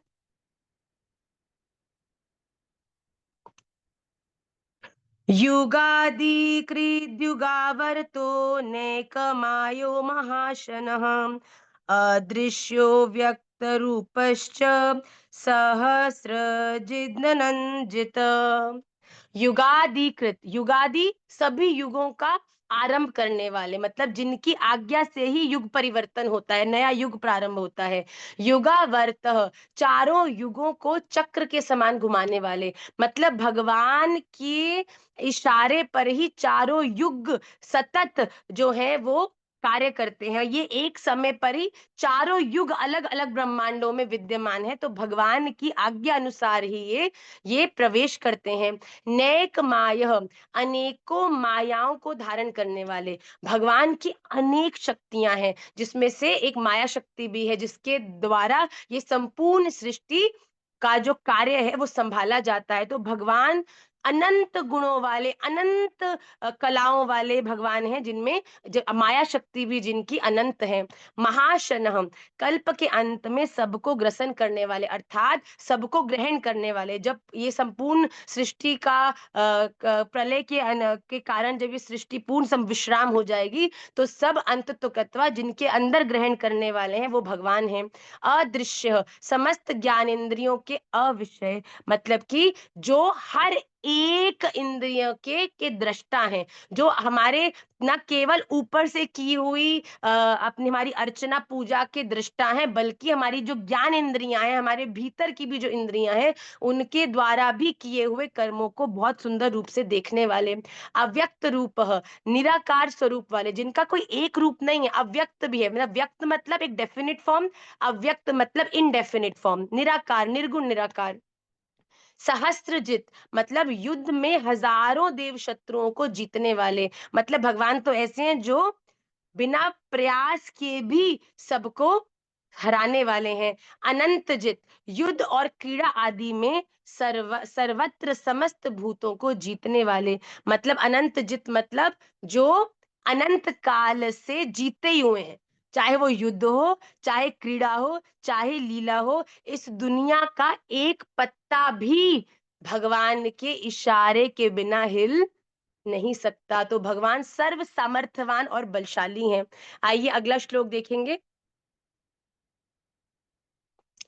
इष्टो विशिष्टः, इष्टो विशिष्टः शिष्टेष्टः, शिखंडी नहुषो वृषः, क्रोधहा क्रोध कृत्कर्ता, विश्वबाहुर्महीधरः। इष्ट, परमानंद रूप होने से सर्वप्रिय, मतलब कि हमारे जीवन में जिनके प्रवेश के बाद कभी सुख दुख के चक्कर में कोई फंसता ही नहीं, क्योंकि हमारे इष्ट भगवान का स्वरूप क्या है? परमानंद, आनंद। तो परमानंद रूप होने से सर्वप्रिय, मतलब भगवान का जो ये आनंदित रहने वाला जो स्वरूप है, जिसके कारण भगवान सबके अति प्रिय बन जाते हैं। अविशिष्ट, संपूर्ण विशेषणों से रहित, सर्वश्रेष्ठ, ऐसा कोई विशेषण नहीं है जो भगवान के लिए उपयुक्त ना हो, पर भगवान उन विशेषणों से के उनके भीतर गुण होते हुए भी उनसे सर्वोपरि है, सर्वश्रेष्ठ है। भगवानों में गुण नहीं है, भगवान गुणातीत है। भगवान से ये गुण जन्म लेते हैं, इन गुणों को से भगवान नहीं। शिष्टेष्टः, शिष्टेष्टः मतलब शिष्ट पुरुषों के इष्ट देव, मतलब कि जो ज्ञानी हैं, जो प्रेमी हैं, जो भगवान के परम स्वरूप से परिचित हैं, ऐसे पुरुषों के इष्ट देव मतलब उनके उनके सर्वोपरि, उनके प्राणनाथ, शिखंडी मयूर पिच को अपना शिरोभूषण बना लेने वाले, मतलब जो अपने सिर पर मोर पंख धारण करते हैं। नहुषः भूतों को माया से बांधने वाले। इस दुनिया में आप भगवान से जो मांगोगे भगवान आपको देंगे। तो भगवान से जो माया मांगते हैं, संसार का सुख मांगते हैं, भगवान ऐसे भूतों को माया से बांधने वाले हैं। उनको तत्क्षण वो माया के द्वारा मांगने वाली उनकी इच्छा को पूरा करते हैं। वृषः कामनाओं को पूर्ण करने वाले। क्रोध, हाँ, क्रोध को नाश करने वाले। जो भगवान के अनुगत्य होते हैं ना, उनके जीवन में सहज धैर्य और प्रसन्नता का प्रादुर्भाव होता है, उदय होता है। क्रोध कृत करता मतलब दुष्टों पर क्रोध करने वाले और जगत को उनके कर्मों के अनुसार रचने वाले। देखो यहाँ पे क्या कह रहे हैं कि भगवान मनुष्य के क्रोध का तो नाश कर देते हैं, पर जो भगवान के प्रियजनों के संग किसी प्रकार का भी गलत कार्य करते हैं, भगवान उसे कभी नहीं छोड़ते। भगवान उन पर क्रोध करते हैं और उनके कर्मों के अनुसार उन्हें रचते भी हैं और फल भी देते हैं। विश्व बाहु, सब और बाहों वाले। भगवान सहस्त्र बाहु हैं। और महीधर, पृथ्वी को धारण करने वाले, जो जिनके भीतर संपूर्ण पृथ्वी वास करे। जो पृथ्वी जिसके भीतर है, मतलब भगवान पृथ्वी में नहीं रहते। ये तो भगवान की अहेतु की करुणा कृपा है, जो हमारे सामने राधा रमन रूप के रूप में हम सबके सामने थाड़े हुए हैं। पर असलियत तो ये है कि संपूर्ण ब्रह्मांड, ना केवल ये ब्रह्मांड, पर इस दुनिया में चलने वाले न जाने कितने ब्रह्मांडों में भगवान, भगवान के भीतर ये सब ब्रह्मांड वास कर रहे हैं। तो ये संपूर्ण सृष्टि जिसके भीतर है, ऐसे भगवान के श्री चरणों में हम प्रणाम करते हैं। ये दोनों श्लोक आपको क्लास के बाद आपके व्हाट्सएप ग्रुप पे मिल जाएंगे, और हम इनको याद करें अवश्य, मेरी ऐसी आप सबसे प्रार्थना है। आइए आज की क्लास के हम last part which is the sutra, उसके बाद हम 2-4 क्वेश्चंस लेंगे and then we'll end the class. उसमें हम प्रवेश करते हैं। सबसे पहली बात तो जो लोग नए जुड़े हैं उनको मैं बता दूं कि अगर आपको ऐसा लग रहा है कि आपको भगवत गीता में भी पहले से हमसे जुड़ना है, तो आप हमारी ट्यूसडे क्लास जो कि हिंदी है उसमें भी आप आ सकते हो, जिससे आप 7 चैप्टर से हमसे कनेक्ट कर दोगे और कनेक्ट कर लोगे, तो इससे आपको सहज होगा। अगर आप दोनों क्लासेस लगा सकते हैं, that is going to be very very nice for you. तो आइए लास्ट क्लास के लास्ट पार्ट में प्रवेश करें। तो एक बार एक भिखारी एक बार एक भिखारी जो ट्रेन स्टेशन के पास बैठकर रोज भीख मांगता था, उसके पास एक छोटा सा कटोरा था और उस कटोरे में कुछ कॉइन्स रखता, और रोज जब भी वहां से आने जाने वाले लोग होते तो जोर जोर से उस कटोरे को खड़काता और कहता कि भैया 1 पैसा दे, भगवान तुझे 10 लाख देगा। ऐसा गा गा के लोगों की दृष्टि को आकर्षित करता। पर ऐसा क्या कि लोग ट्रेन स्टेशन पे इधर-उधर अपनी ट्रेन लेने के लिए दौड़ते थे, तो कई लोग तो इग्नोर करके आगे चले जाते थे। पर कुछ लोग होते थे जिनकी दृष्टि उस पर पड़ती थी, तो और उसके जो वो कटोरा है उसमें 2-4 रुपए डालकर वो लोग आगे बढ़ जाते थे। तो आज कुछ ऐसा ही दिन था जिसमें वो व्यक्ति बैठा था और बैठा हुआ ज़ोर-ज़ोर से गाता कि भैया 1 पैसा दे दे, 1 पैसा दे दे। समय हो चुका था कि उसको अब अपने घर जाना था, पर उसने सोचा कोई बात नहीं, कुछ देर और बैठता हूँ, 5-10 मिनट, शायद कुछ और वो शायद कुछ और पैसा मुझे मिल जाए। ऐसा वो सोच रहा था, और ऐसा बैठे-बैठे उसने क्या देखा कि एक व्यक्ति ऐसा लग रहा था कि ट्रेन पकड़ने के लिए दौड़ रहा है। दौड़ते-दौड़ते जैसे उस भिखारी ने गाया, उस दौड़ते हुए व्यक्ति की जो दृष्टि है, वो उस भिखारी पर पड़ी, और उसने जैसे भिखारी को देखा, देखते ही वो रुक गया, मुड़कर वापस आया और भिखारी के पास खड़ा हुआ, अपना वॉलेट निकाला और वॉलेट निकाल कर अंदर से 100-100 की 5-7 नोट निकालने लगा। ये देखकर तो वो भिखारी जिसके कटोरे में कुछ कॉइन्स पड़े थे केवल, जैसे ही उसने देखा कि वो अपने वॉलेट से 5-6 100-100 के नोट निकाल रहा है, ये देखते ही उस भिखारी के मन में ऐसा भाव आया कि काश एक नोट भी मुझे मिल जाए, तो मेरा तो काम बन जाए, मेरा तो पूरा खाने-पीने की व्यवस्था हो जाए। अब वो व्यक्ति जो था वो जल्दी में था, उसने 6-7 नोट निकाले, उस भिखारी को कहा ले, तो वो भिखारी कहता है सारे मेरे लिए हैं? तो भिखारी उस व्यक्ति ने कहा हाँ, हाँ सारे तेरे लिए हैं, इसके बदले में तू मुझे अपना कटोरा दे दे। वो व्यक्ति ने सोचा भिखारी ने सोचा कि बड़ा मूर्ख व्यक्ति है। गंदा-सा, मैला, उसमें बिल्कुल कीच लगी हुई थी, ऐसा गंदा-सा कटोरा ये बंदा मुझसे माँग रहा है, उसके रिटर्न में मुझे 600-700 रुपए दे रहा है। तो ये देखकर तो उस भिखारी के मन में उस व्यक्ति के लिए बड़ा मूढ़ भाव आया, पर वो ऑन द अदर हैंड वो बड़ा खुश हो गया। उसने 1 सेकंड भी नहीं लगाया। अभी तो देखो उसने जब 6-7 नोट उसकी तरफ किए ना, तो वो भिखारी मन ही मन सोच रहा कितना गधा बंदा है, कि गंदे से मेरे पात्र के लिए 600-700 रुपए, इतने में उस व्यक्ति को लगा शायद भिखारी को लग रहा है पैसा कम है। तो उसने और 6-7 नोट निकाल दिए अपने वॉलेट से, अच्छा भैया चल तू ये और 600-700 नोट ले ले, पर ये कटोरा मुझे दे दे। आज तो भिखारी के आनंद की सीमा नहीं थी। भिखारी ने बोला भैया ये ले तुरंत, तू ये सड़ा गंदा सा मेरा जो ये पात्र है इसको ले ले और जल्दी से मुझे पैसे दे दे। जैसे ही ऐसे हुआ तो जैसे ही आप सबको जानकर बड़ा आनंद होगा कि जैसे ही उस भिखारी ने उस व्यक्ति से 1500-1600 रुपए हाथ में लिए, उसने हाथ में पैसे पकड़े और उठ के अपना बोरिया बिस्तरा बांध के दौड़ गया। और दूसरी ओर वो व्यक्ति जिसने उस भिखारी से कटोरा लिया था 1500 रुपए में, उसने भी उस भिखारी से उस कटोरे को लिया और तुरंत दौड़ गया। भिखारी भी पीछे मुड़ता हुआ दौड़ रहा है, कहीं ये बाऊ साहब का मूड नहीं बदल जाए कि ये तो सड़े से पात्र के लिए तूने इतने पैसे ले लिए, वापस कर कुछ 300-400 रुपए। और दूसरी ओर वो जो व्यक्ति था वो भी दौड़ रहा है, कहीं भिखारी मुड़ के वापस नहीं आ जाए कि भाई ये बता कि तू इस सड़े से पात्र के लिए मुझे 1500 रुपए दे रहा है, तो क्यों दे रहा है? तो दोनों अपने अपनी इनसिक्योरिटीज में दिशाओं में भागे। और जैसे ही वो व्यक्ति जिसने भिखारी से पात्र लिया था वो ट्रेन में चढ़ा, और उसने ट्रेन में चढ़ते ही दोबारा से अपने बैग में से उस पात्र को निकाला, तो उसने देखा कि पात्र सही सलामत है ना।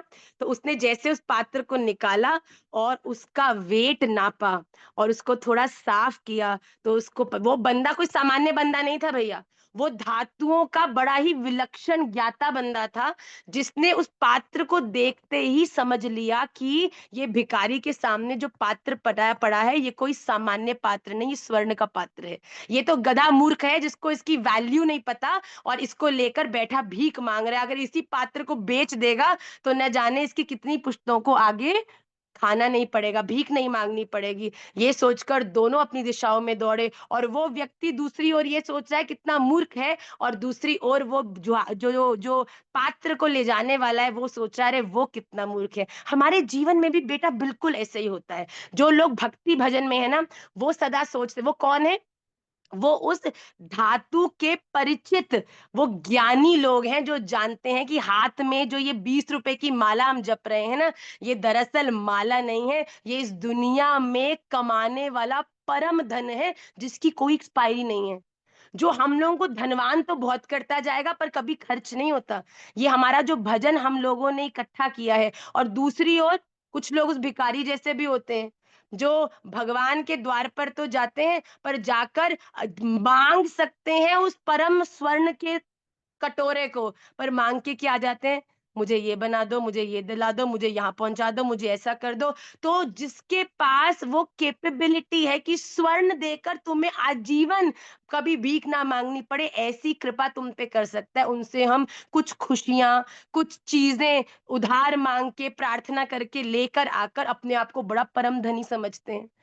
जो लोग कथा में आते हैं वो ये सोचते हैं न जाने कितने मूर्ख हैं, इस परम स्वर्ण रूपी ज्ञान से वंचित हो रहे हैं, और जो कथा में नहीं आते वो सोचते हैं कितने बड़े मूर्ख हैं, अपने जीवन का इतना अमेजिंग टाइम, क्लबिंग करने का टाइम, पार्टिंग करने का टाइम, ये जीवन तो एक बार मिला है, न जाने इसके बाद कुछ मिलेगा भी कि नहीं मिलेगा, हमारा कुछ आगे क्या होएगा हमारे साथ हमको तो पता नहीं है, पार्टी करने का टाइम है, live live life to the fullest.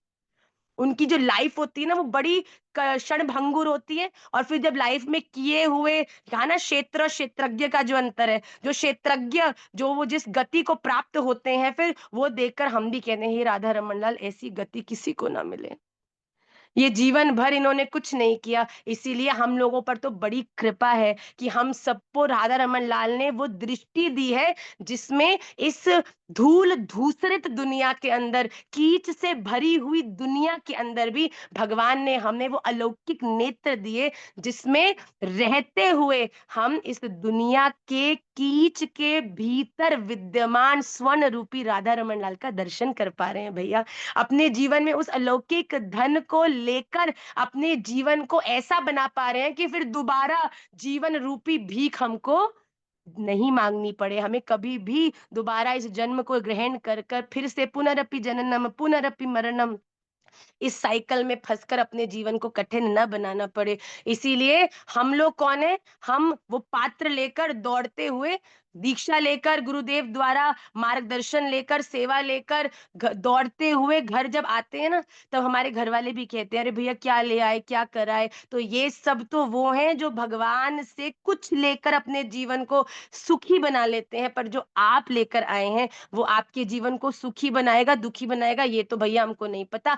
आनंदित जरूर बना देगा। सुख दुख तो आते जाते रहेंगे, दिन रात तो आते जाते रहेगी, आपकी सर्दी गर्मी तो आते जाते रहेगी, सक्सेस फेलियर तो आते जाते रहेंगे, पर आनंद की बात ये होगी कि उस पात्र को धारण करने के बाद आपको कभी ग्रहण करने के लिए किसी के आगे हाथ नहीं फैलाना पड़ेगा। आपको आते जाते ये जो सारी समस्याएं हैं ना, ये आपको कभी प्रभावित नहीं करेंगी। सुख दुख तो आता जाता चला जाएगा, पर आपके हृदय की जो स्थिति है वो बड़ी प्रसन्न रहेगी, आनंदित रहेगी। तो हम भी अपने जीवन में उस परम धन रूपी स्वर्ण पात्र जो राधा रमन लाल है, उनकी कृपा है, उनका दिखाया मार्ग है, सदगुरुदेव है, उनके चरणारविंद है, उसको अपने जीवन में बड़े ध्यान से समेट कर रखें और उसके लिए सदा प्रयास करते रहें, क्योंकि ये केवल एक ज्वारी ही जान सकता है कि जो पात्र उसके पास है वो कितना बहुमूल्य है। ये भजन, ये सेवा, ये आपके लिए कितनी अनमोल है। इसको धारण करने से आपका जीवन कहाँ से कहाँ पहुंचने वाला है। आप राधा रमन लाल की सेवा में जाओगे, आप राधा रमन लाल का प्रत्यक्ष दर्शन करोगे, आप श्री जी लाल जी की अंतरंग लीलाओं में उनकी सेविकाओं के रूप में आपका प्रवेश होगा, आपका स्वागत होगा। बताओ आज घर जाते हो तो बोलते हैं "हाँ, आ गई क्रोध करने वाली, आ गई दुखी करने वाली, आ गई दिमाग खाने वाली"। अरे भैया कोई तो होगा, कभी ना कभी आपके भजन से प्रसन्न होकर कहीं ना कहीं ऐसा दिन भी आएगा जब आप कहोगे अरे देखो आ गई मेरी प्रिय सखी, आ गई भजनानंदी, जिसने अपने जीवन में पूरी कीच में सने होने के बाद भी उस परमानंद परमात्मा को अपने हृदय में स्वर्ण की तरह पवित्र रखा है। देखो एक और बात है, स्वर्ण कितना भी गंदा हो, कितना भी देखने में उसमें धूल हो, पर वो सदा पवित्र ही रहता है। आप सोने को कभी अपवित्र नहीं मान सकते, चाहे वो कितना भी गंदा हो। एक होता है साफ, साफ मतलब क्लीन, एक होता है पवित्र।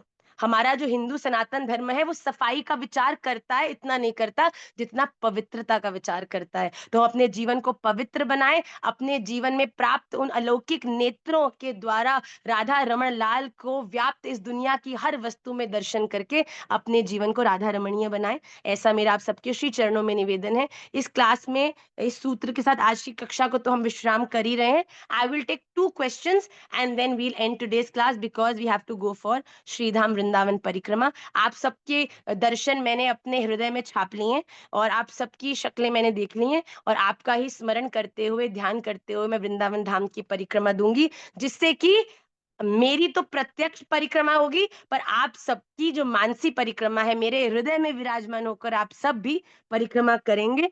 और इसलिए हम लोग जल्दी से 2 क्वेश्चंस लेकर we will end today's class. So the first question will be Radha Raman Priya. आहा, साथ आगे पिंक कलर का हार्ट, कौन है ये? हाँ लाली अनम्यूट करो। हरे कृष्णा माता जी। राधे राधे बच्चे, I like mata your ji, name a lot. Thank you mata ji. हाँ बच्चे, माता जी मेरा क्वेश्चन ये था कि जो मैं तिलक लगाती हूँ वो सही है, क्योंकि मैं अभी दीक्षित नहीं हूँ। बिल्कुल सही है बेटा। आप जो ऊर्ध्व पुंड्र लगाते हो, ऊर्ध्व पुंड्र जो तिलक है, वो हर व्यक्ति को लगाना चाहिए। पर अगर आप दीक्षित नहीं हो, उसके लिए आप ऊर्ध्व पुंड्र तिलक लगा सकते हो। जो ऊर्ध्व पुंड्र तिलक है, ये विशेषता जो आपने लगाया हुआ है, ये गौड़िया संप्रदाय का ऊर्ध्व पुंड्र है बेटा। तो इसको अगर आपका अभी राधा रमन जी से आपका प्रेम है और अभी पूरी शरणागति नहीं है, तब तक के लिए आप ये जो काली बिंदी है, आप चाहे इसका परित्याग कर सकते हो, इट इज़ नॉट नीडेड। पर आप ऊर्ध्व पुण्य जो आपने गोपी चंदन का लगाया है, वो आप एवरीडे लगाओ, लगाना ही चाहिए। Thank you mata ji. Okay, दिव्यम गुप्ता। राधे राधे माता जी। राधे राधे बच्चे। मैया प्रश्न ये था कि जैसे अभी हम कक्षा 10वीं में हैं एंड अभी माता जी जैसे कई बार क्योंकि दिनचर्या जो है बहुत बहुत इधर-उधर हो जाती है। लेट नाइट पढ़ना पड़ता है एंड चीज़ें होती हैं। अभी दिनचर्या को किस तरीके से अभी इसमें ढालना चाहिए कि हम भागवतिक भी रह सकें, साथ ही साथ अभी जो ये सांसारिक क्रियाएँ भगवान ने हमें दी हैं, इन्हें भी साथ-साथ करते रहें? बेटा सबसे पहली बात तो है, आप अपनी दिनचर्या को और अपने भजन को अलग मत करो, क्योंकि अगर आप ऐसे करोगे तो आप बड़े ट्रबल्ड रहोगे। बिकॉज़ आपने अगर भजन को कुछ चीज़ों के साथ रिलेट करके वहीं ख़त्म कर दिया ना, तो आपके जीवन में बहुत कम हो जाएगा भजन। और क्योंकि रिस्पॉन्सिबिलिटीज़ हैं, 10th क्लास है, पढ़ाई भी है और बहुत सब पढ़ाई नहीं करोगे तो बहुत ही गड़बड़ हो जाएगी। तो आप अपनी दिनचर्या को अपनी स्टडीज़ के हिसाब से उसको शेड्यूल करो। टाइम टेबल रात में देर रात तक भी पढ़ रहे हो, कोई दिक्कत नहीं है। आप जब भी उठ रहे हो, जब जागो तब सवेरा। आपके हिसाब से जो आपकी शेड्यूल में आपकी पढ़ाई के लिए जो समय अनुकूल है, तब आप उठ के एक चीज़ अवश्य करेंगे। आप जितने भी बिज़ी हैं, जितना भी आपका शेड्यूल टाइट है, आप इस तरीके से उठेंगे कि उठने के बाद आपके पास मंदिर में जाके राधा रमन जी के सामने एक दीप प्रज्वलित करना और ठाकुर जी के सामने बैठकर एक माला सिर्फ ठाकुर जी के सामने बैठकर करनी है और ये प्रार्थना करनी है राधा रमन लाल कि अभी क्योंकि पढ़ाई भी आपने ही मुझे इस समय में दी है, मैं एक माला तो प्रत्यक्ष आपके सामने बैठ के कर रहा हूँ और बाकी माला जितने क्वेश्चन में याद करूंगा उतने क्वेश्चन रूपी माला वो आप मेरी स्वीकार करिएगा। अपनी पढ़ाई को भजन बना लेगा बेटा तो राधा रमन लाल ने कोई ये थोड़ी कहा है कि एक-एक मन का जो तुलसी माला का है उसे खींचने से मैं प्रसन्न हूँगा। राधा रमन लाल कहते हैं कि अपने जीवन में होने वाले, रहने वाले हर व्यक्ति को, हर सब्जेक्ट को, हर क्वेश्चन को एक मन का बना ले। तो अगर तू दिन में बेटा 108 क्वेश्चन याद कर लेगा तो तेरी एक माला तो हो गई पूरी। तो इस प्रकार आप अपने जीवन में ईज़ी रखना है बेटा, नो स्ट्रेस। राधा रमन जी के हिसाब से उनको प्रसन्न करने के लिए इस समय जो आपके द्वारा की हुई पढ़ाई है, वो ही आपके भजन का सर्वश्रेष्ठ रूप है। ओके? तो पढ़ाई के हिसाब से पूरा रूटीन करना है, सुबह उठ के एक ठाकुर जी के सामने दीप प्रज्वलित करना ही करना, एक माला बैठ के गुरु मंत्र की उनके सामने करनी है, फिर चलते-फिरते महामंत्र हो, आप पढ़ाई कर रहे हो, पढ़ाई बैठते ही श्री राधा रमण चरण अर्पणमस्तु कि राधा रमन लाल मेरी सारी पढ़ाई आपके चरणों में अर्पित है। आप मुझ पे कृपा करो जिससे कि मैं ज़्यादा से ज़्यादा पढ़ पाऊँ। ये ज़्यादा से ज़्यादा पढ़ पाऊँ का मतलब क्या है कि मैं ज़्यादा से ज़्यादा आपका भजन कर पाऊँ।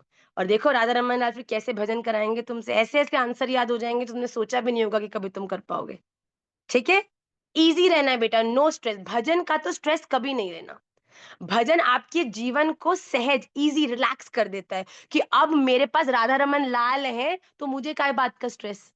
पर अगर तुम भजन को भय से करोगे, डर से करोगे कि मेरे को नहीं करूँगी तो ये हो जाएगा, मैं माला नहीं कर पा रहा, मैं मंदिर में ये नहीं कर पा रहा, मैं ये नहीं जा पा रहा, तो ये भजन आपके स्ट्रेस लेवल को बढ़ाएगा। तो इसका मतलब ये है कि तुम्हें राधा रमन जी से प्यार नहीं, तुम्हें राधा रमन जी से डर है। और जहाँ डर होता है, वहाँ कभी प्रेम नहीं होता और जहाँ प्रेम नहीं है, वहाँ राधा रमन जी कभी भी नहीं आते। ओके?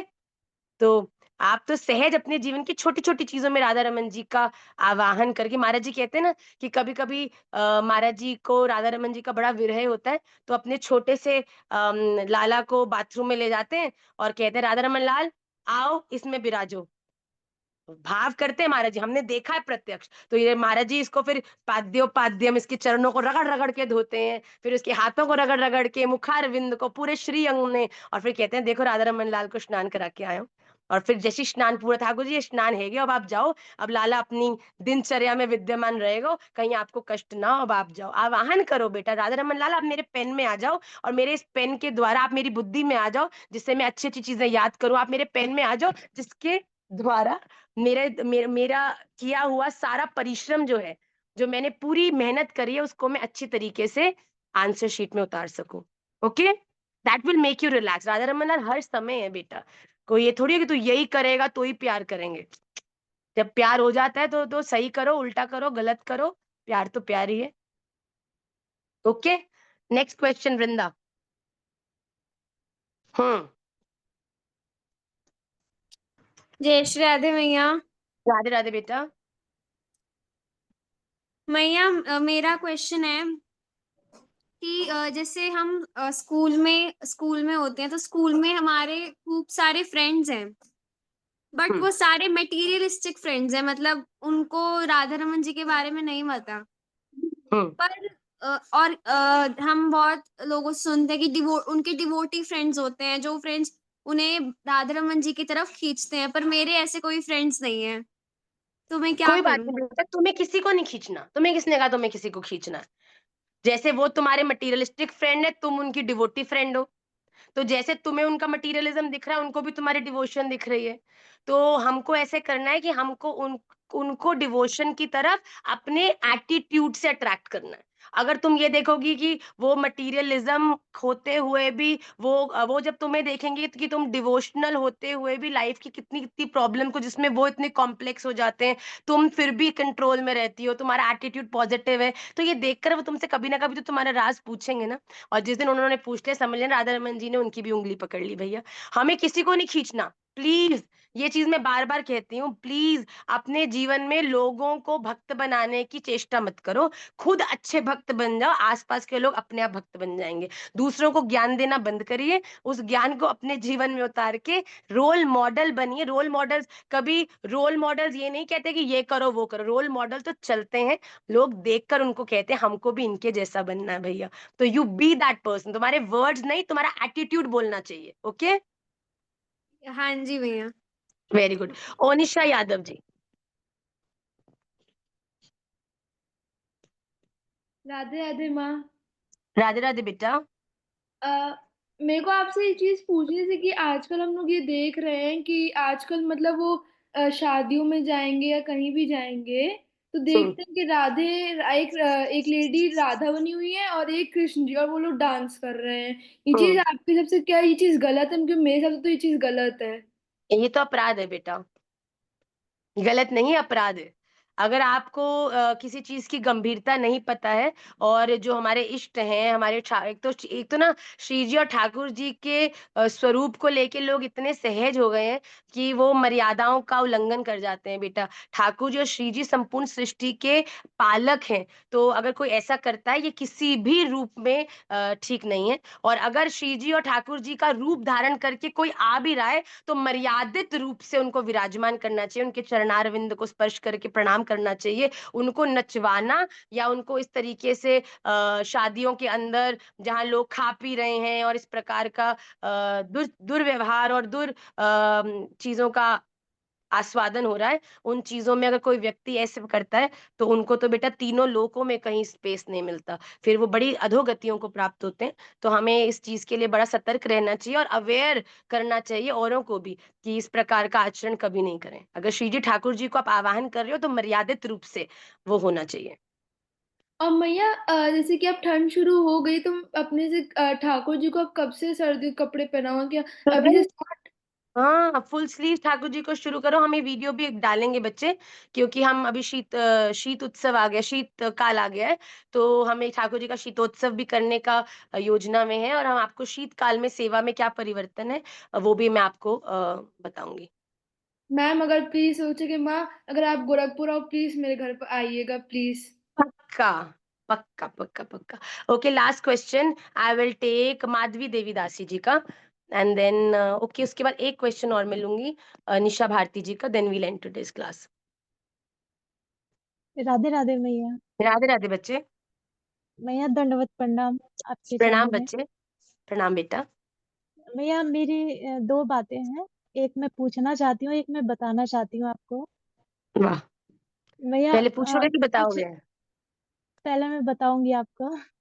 जो आ भैया गया। कुछ महीने पहले मुझे एक सपना आया था कि जिसमें मुझे आपके दर्शन हुए थे, और आप राधा रमन मंदिर के बाहर थे, और मुझे बहुत आशीर्वाद दिया आपने। वाह! तो मैंने थोड़ा सर्च किया आपके बारे में, तो मुझे बहुत अच्छा लगा। तो अच्छा, अभी तो तीन चार आप दिन आपके पहले पहले मुझे स्वप्न मिले, फिर मेरे बारे में पता चला आपको? जी भैया, वाह! क्या राधा रमन लाल की बड़ी मुझे कृपा है मालूम था हम कि पर। आप महाराज जी की धर्म पत्नी है, पर इतना हाँ, मालूम नहीं था कि निमाई पाठशाला आप चलाते हैं। वाह! तो ठाकुर जी मुझे ने दो आपको हमसे बार जोड़ना था, इसलिए हमको भेजा कि इनको लेकर आओ। जी, और अभी कुछ दिन से बहुत मन था कि भगवत गीता की क्लास करूंगी। तो मालूम पड़ा कि आप ये सब करते हैं, तो मुझे बहुत देखो, अच्छा लगा। और आपको अच्छा लग रहा मेरा है हाथ क्लास में कांप बेटा? रहा है। सब समझ आ रहा है? हाँ जी भैया। आनंद आ रहा है क्लास में? और बोरिंग तो नहीं होती क्लास? नहीं नहीं, मुझे तो बहुत कई अच्छा लोग लग रहा गीता है जी को कि लेके कहते हैं माँ थोड़ी बार गीता जी बोरिंग हो जाती है। मैंने कहा बताओ, जीवन का परम रहस्य ठाकुर जी ने जो अपने सबसे अंतरंग मित्र को दिया है, वो मतलब तुम्हें कोहिनूर का रहस्य मिलने आया है, और फिर भी लोग कहते हैं कि हम बोर हो जाते हैं गीता जी सुनते हुए। हमको तो बड़े आश्चर्य का ये मैं वाक्य लगता है। काफी दिन से मैं सोच रही थी कि कोई माता जी का संग नहीं होता है, तो ठाकुर जी ने आपसे मिलवा दिया, बड़ी कृपा करी ठाकुर जी ने। हम पे कृपा करी और बेटा, जो हमको आपकी सेवा सौभाग्य मिला। नहीं एंड आई एम माता जी, ग्रेटफुल टू राधा रमन। मैया आपकी आप मुझ पे कृपा करें कि मैं खूब कुछ आपके लिए प्राणियों प्रार्थना, की मैं भजन अच्छे से कर सकूं। खूब आपके मैया लिए मेरा प्रार्थना। क्लास में आते रहो, अब हमारी दृष्टि में भी रहो, और क्लास में खूब आनंदित होकर पार्टिसिपेट भी करो। राधा रमन लाल की खूब कृपा होगी बेटा। और आपका क्वेश्चन क्या है आज का? मैया मैं पूछना चाह रही हूँ कि मेरी दीक्षा 2014 में हुई थी, तब सब कुछ अच्छे से चल रहा था मेरा कहाँ भजन। पे? मेरी गौड़िया मठ में हुई है, वृंदावन अच्छा में बेटा, मेरे गुरु महाराज जी रहते हैं। अच्छा उसके बेटा। बाद से कुछ लाइफ में प्रॉब्लम आई, तो मेरा भजन कभी अच्छा चलता है, कभी नहीं होता है। हम्म। तो मुझे नहीं समझ में आ रहा है कि मैंने किसके चरणों में अपराध किया है कि मेरा भजन ठीक से नहीं होता है। हाँ, तो बेटा मैं सबसे कैसे बड़ी जा बात तो है, इसमें हमें विचार करें कि जो हमारे जीवन में क्या हमारा संग में परिवर्तन हुआ है, क्या हमारी रिस्पॉन्सिबिलिटीज में परिवर्तन हुआ है, जिसके कारण से भजन ऊपर नीचे चल रहा है। और अगर ऐसा लगता है कि शायद अपराध बोध हो रहा है आपको, कि कहीं अपराध हुआ है जिस कारण से भजन कम हुआ है, तो आप गुरुदेव के चरणाश्रित होकर उनसे निवेदन करें कि आपको मार्गदर्शन दें। क्योंकि हमारी परंपरा में तो अगर किसी को अपराध बोध होता है तो हम कहते हैं अपनी माला जी को बढ़ाओ, क्योंकि भगवान का नाम ही इस संसार के सभी अपराधों से आपको मुक्त करने वाला है। तो जितनी माला आप करते हो, जितना आप स्मरण करते हो, उसको बढ़ा दो, और डेलिबरेटली अपने भजन को बढ़ाओ। पर अगर आपको कोई विशेष कोई चीज लगती है जिस कारण से आपके भजन में अंतर आया है, तो गुरुदेव से शेयर करके और उनसे आज्ञा लेकर कि क्या इसके लिए मैं निवारण करूं, और उस चीज को आपको करना चाहिए। मैया मैं यहाँ आंध्र प्रदेश में रहती हूँ, गुरुदेव के दर्शन नहीं हो पाते हैं मुझे, और तो कोई भक्ति संग साधु भी जिनसे नहीं हो चर्चा पाता है। हो पाए उनसे, जी मैया। किसी साधन से अगर आप उनसे चर्चा भी नहीं कर पाते, नहीं मैया, नहीं होता है। तो कोई बात नहीं। हम आपको कह रहे हैं कि आप ऐसा करो कि आप अपनी जो माला जी हैं उनको बढ़ा दो, और जो बड़ी माला जी हैं उनको उनको ठाकुर जी से क्षमा के रूप में आप उनको निवेदित करो कि ठाकुर जी, मुझसे अनजाने में जाने में जो अपराध हुआ है, जिस कारण भजन में मेरी जो ये त्रुटि है हो रही है, तो आप मुझ पर कृपा करो जिससे कि मैं आपका खूब भजन करूं।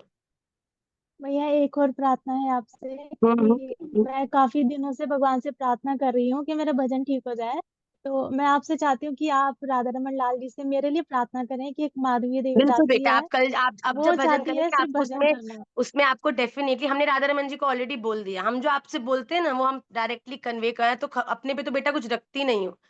मैं तो जो आता है तुरंत आगे फॉरवर्ड कर देती हूँ। तो मैं राधा रमन जी से खूब आपके लिए प्रार्थना भी करूंगी, और आपका खूब भजन भी बढ़े, और आप भी अपने जीवन में कोई भी ऐसा कार्य नहीं करें गुरु के प्रति, वैष्णवों के प्रति, नाम के प्रति, जिससे आपके भजन में किसी भी प्रकार का व्यवधान हो बेटा। ओके?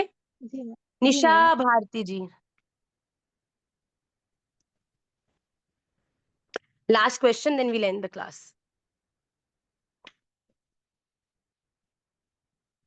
भैया आपकी आवाज नहीं आ रही, आप अनम्यूट करो। करो। राधे राधे मैया, जय श्री राम। राधे राधे बेटा। मेरा ये प्रश्न है कि हम हमेशा गोविंद को कहते हैं कि मतलब आप हमेशा बोलते हैं कि हर चीज मतलब गोविंद को समर्पित करो, हम जो भी कार्य करो राधा रमन जी के लिए करो। हम हम्म हमेशा ये बोलते हैं गोविंद को कि हम जो भी कार्य करें हम आपके लिए कर रहे हैं। बट हम्म मतलब अगर हमें कोई कुछ बोलता है तो हम तुरंत रिएक्ट कर देते हैं, तो वो कम हम्म। कैसे होगा? मतलब हमको अगर कोई कुछ बोलता है तो हम कितना भी सोचे कि हम रिएक्ट ना करें। आप जैसे बोलती हैं कि मतलब अगर कोई भी रिएक्ट कर, कोई भी कुछ बोल रहा है तो वो उसकी मर्जी है, मतलब वो बोलना बेटा चाहते हैं यही तो ज्ञान है, यही तो भजन का रूप है। इसी में तो हमको अपने दिमाग से सोच के अपने आप को कंट्रोल करना है। कोई हमको गुस्सा दिला रहा है तो हमको गुस्सा नहीं करना है, और ये हमको अपने आप को बार बार बताना है। बार बार अपने आप को कोई चीज बताई जाएगी तो वो जीवन में उतरेगी। ये तो आप वही वही तो भजन भजन हो रहा है, उसका रिजल्ट यही होना चाहिए कि हम इतनी जल्दी दूसरों के वर्ड से प्रवोक नहीं हो। ये यही तो उसका यही रिफ्लेक्शन है। तो वो यही तो ये मेरा प्रश्न है कि हम जितना भी कोशिश करें, मतलब हम बहुत बार रिएक्ट नहीं करते, बट बहुत बार काफी टाइम हम रिएक्ट कर जाते हैं, तो वो कैसे कम होगा? और सेवा करके, सेवा करके, भजन करके, अध्ययन करके, भगवान की वाणी को बार बार सुन के, अपने मुख से भगवान की स्तोत्रों का गान करके आपकी अंतःकरण की जब शुद्धि होगी तो अपने आप जीवन में धैर्य भी आएगा, जीवन में आपको वो विवेक भी आएगा, जिससे आपको पता है कि आपके द्वारा बोले हुए शब्द आपके ऊपर ही आके आपको ही चुभने वाले हैं आगे जाके। बताओ, जब पता है आगे जाके खाई है तो जबरदस्ती तो मूर्ख ही होगे कि जाके उसमें गिरोगे भैया। पता भी है कि आगे खाई है, पता है इसकी इस बटन के अंदर करंट आता है, तो जानबूझ के जाके उस करंट वाले बटन को छूओगे, बोलोगे माँ बार बार करंट लगता है, कैसे करंट खत्म करे? भैया मत छुओ करंट वाले स्विच को। अब इसका क्या रॉकेट साइंस तो दे नहीं सकती मैं। तो ये आपके ऊपर ही है कि आप अपने उस ज्ञान को बढ़ाओ, अपने भजन को बढ़ाओ, उस विवेक को प्रमुखता दो, जिसके कारण हम ये अपने आप से प्रण लें कि हम लोग कोई भी व्यक्ति के एक्शन और रिएक्शंस के कारण अपने एक्शन रिएक्शंस को गड़बड़ नहीं करें। और राधा रमन जी ने कहा ना कि मैं लोगों के भीतर क्रोध को कम करता हूँ, आज ही हमने नाम पढ़े।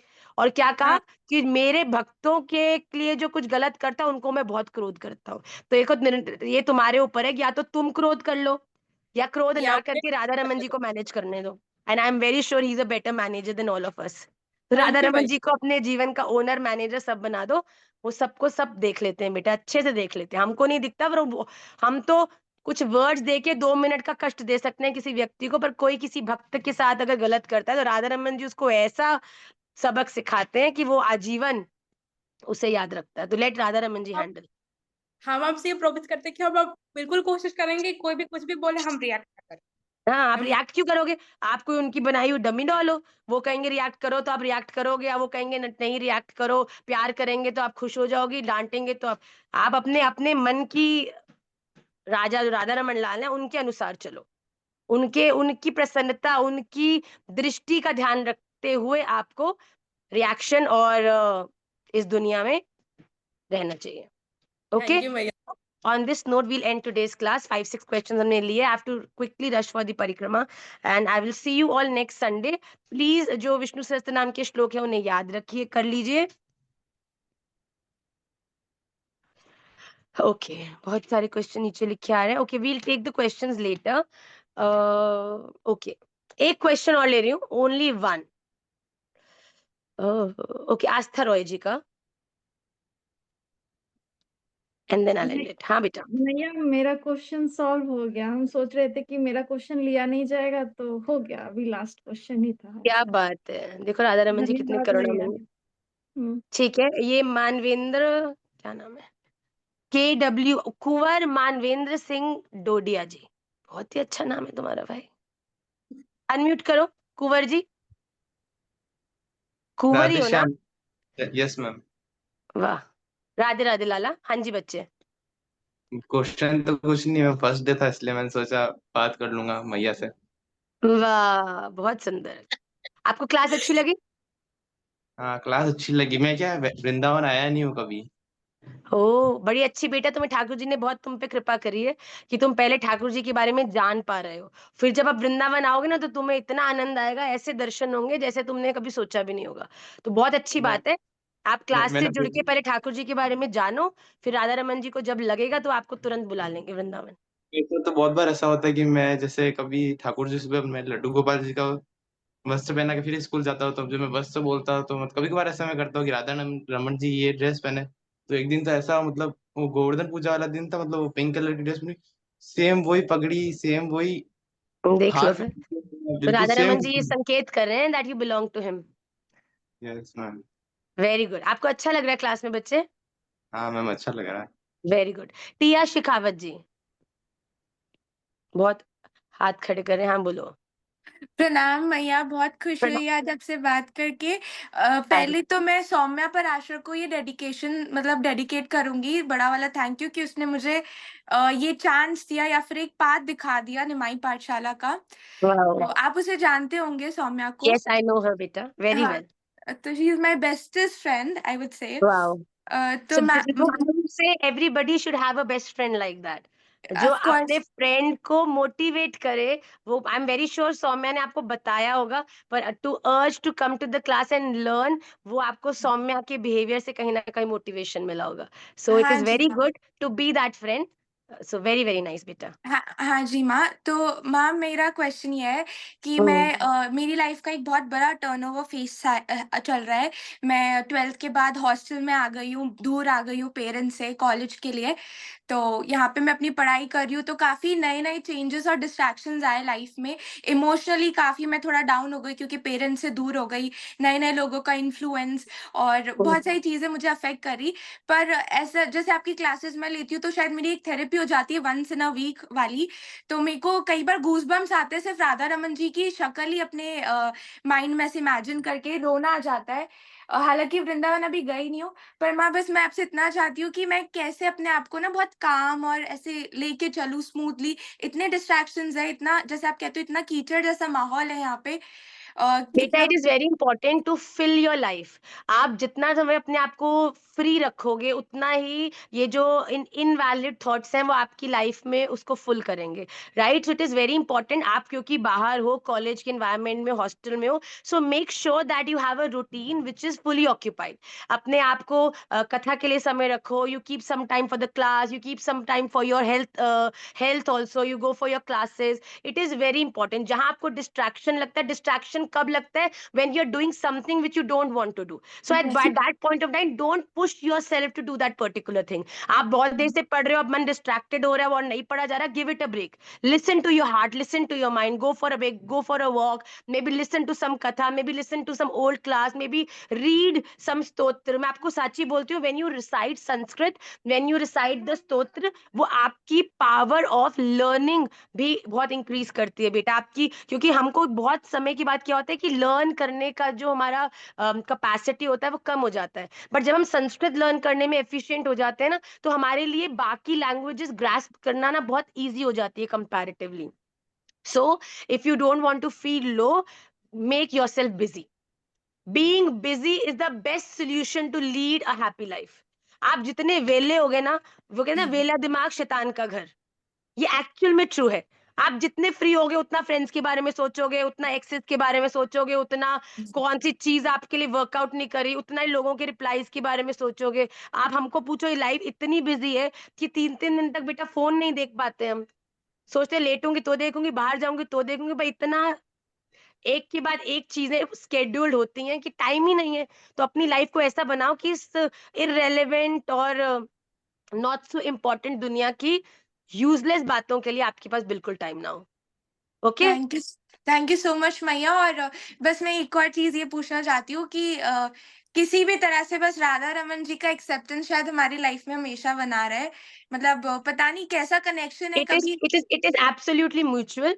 अगर आपने राधा रमन जी को एक्सेप्टेंस बनाए रखी है, तो राधा रमन जी तो मोर देन एक्सेप्टेंस आपको आपके जीवन में उनकी तरफ से फील कराएंगे बेटा। And there is no second thought about it. आप राधा रमन जी को समर्पित करके चलते रहो, राधा रमन जी तो खोपड़ी पे चढ़ जाएंगे। बस राधा यही रमन बातें तो याद करके चलती रहती हूँ माँ। I can see that in your face also, and you're doing very well. Just be focused. Don't get deviated by unimportant things, and you're doing great, bacha. Thank You you have so a best much friend ma'am. like Soumya, you'll be of good. Course yes ma'am. मतलब वो आपकी positive vibes उसके बातों के through मेरे कान तक आ जाती है जब भी उससे बात करती हूँ। Absolutely, bacha. Last question. I'm very Thank you. fascinated by the name which says Sansari Vyakti. तो अगर आपका कोई क्वेश्चन है संसारी व्यक्ति जी का तो मैं बहुत दिल से उसको हल करना चाहूंगी। संसारी व्यक्ति जी का हाथ तो उठा, तो कैन आई अनम्यूट? यस बच्चे, you can unmute, I just give you that authority. Yes, can you unmute? Radhe Radhe. Hello मैया, मैं धाम से हूँ। चलो, संसारी व्यक्ति जी गायब हो गए शायद। इट्स ओके, स्पिरिचुअल सेशन में संसारी लोग गायब हो जाते हैं, इट्स वेरी नॉर्मल। तो on this note we'll end today's class and I will see you all next Sunday. Please याद करिएगा, be happy, be very motivated. You are here for a better reason. You are living in this world for better reasons. You are here to make this world a better place.